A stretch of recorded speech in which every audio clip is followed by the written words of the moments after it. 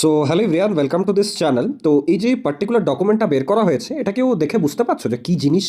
এখানে দেখো, প্রথমে আছে আলিয়া ইউনিভার্সিটি। আচ্ছা, তোমাদের যে ফেভারিট কলেজ সেটা হচ্ছে যাদবপুর ইউনিভার্সিটি, ঠিক আছে? যাদবপুর ইউনিভার্সিটি আছে নাম।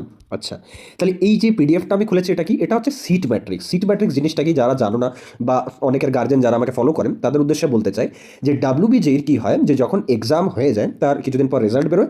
রেজাল্ট বেরোনোর পর যখন কাউন্সিলিংয়ের আপডেট আসে না, সেই টাইমে একটা এরকম নোটিফিকেশন পিডিএফ জারি করা হয় অফিসিয়াল ওয়েবসাইটে প্রতি বছর। এটাকে বলা হয় সিট ম্যাট্রিক্স, মানে কোন কলেজে কতগুলো সিটের মধ্যে ফাইট হবে ডাব্লিউবিজির কাউন্সিলিংয়ে তার একটা অফিসিয়াল ডেটা। এবার এটা প্রতিটা কলেজ ডাব্লিউবিজি বোর্ডের সাথে মানে মিটিং করে তারপরেই কিন্তু ডিসাইড করে। এখানে তোমরা আইএমএ কলেজটাও দেখতে পাবে, তার কারণ কি, এটা 2024-এর পিডিএফটা। 2025-এর যে পিডিএফটা আছে সেটা আমার ল্যাপটপে আছে বলে ওটা আমি বের করতে পারিনি। ওখানে যেমন আইএমকে তুমি দেখতে পাবে না, কিন্তু 2024-এর যে পিডিএফটা আছে এখানে আইএম আছে, কারণ আগে আইএম আর ডাব্লিউবিজির আন্ডারে ছিল।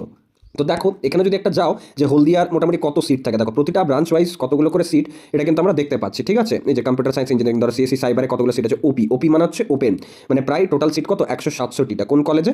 ধরো সিএসসি সাইবারে 167টা টোটাল সিট আছে, ঠিক আছে? 167।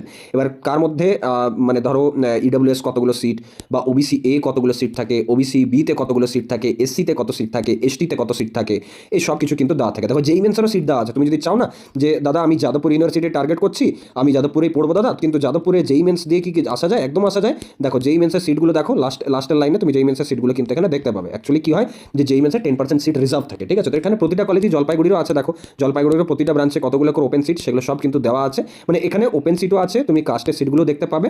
ওভারঅল সব কিছু কিন্তু একটা আইডিয়া হয়ে যাবে যে মোটামুটি কতগুলো সিটে ফাইট হয়। এবার প্রতি বছর কি হয়, এই সিটের সংখ্যাটা না 19-20 হয়। কোনো বছর দেখা যায় যে প্রাইভেট কলেজেই ম্যাক্সিমাম এটা হয় যে ব্রাঞ্চের সংখ্যা বাড়ে এবং সিটও বাড়ে। আবার আগের বছর আমরা দেখেছিলাম যে সিট কমেও ছিল, যেমন হলদিয়াতে সিট কমেছিল কয়েকটা ব্রাঞ্চে, নেতাজিতে আবার সিটের সংখ্যা বেড়েছিল, ব্রাঞ্চের সংখ্যাও বেড়েছিল। এরকম হয় কিন্তু। ওকে, হেরিটেজের সিট আই থিঙ্ক আমার যতটুকু মনে পড়ছে সিট কমেছিল, ঠিক আছে? কয়েকটা মাইনর কমে, মানে এই ডেটাগুলো আমাদের কাছে থাকে, এই জন্য অ্যাকিউরেটলি বলতে পারছি। ইভেন তোমাকে এটাও বলে দেবো যে কটা সিট কমেছিল বা কটা সিট বেড়েছিল, সেটাও আমার মনে আছে।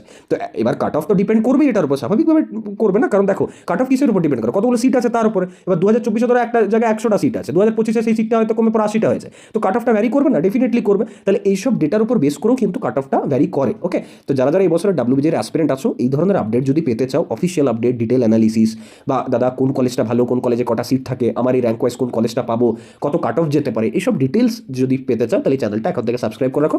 আর যাদের কোনো রকম ডাউট থাকবে আমাকে হোয়াটসঅ্যাপ করো কাইন্ডলি, ঠিক আছে? ফোন কেউ করো না, হোয়াটসঅ্যাপ করো, কারণ প্রচুর স্টুডেন্ট, প্রচুর গার্জেন্স মেসেজ করছে ইনস্টা, টেলিগ্রাম, হোয়াটসঅ্যাপে। সবাইকে হেল্প করতে হবে, তো আমাকে হোয়াটসঅ্যাপ করে দিও 7872327147, ঠিক আছে? আমি সময় মতো তোমাদের ঠিক রিপ্লাই করে দেবো, হেল্প করবো ডেফিনেটলি। কেউ ভুল ডিসিশন নেবে না নিজের কেরিয়ার নিয়ে। আর বি কানেক্টেড। Thank you.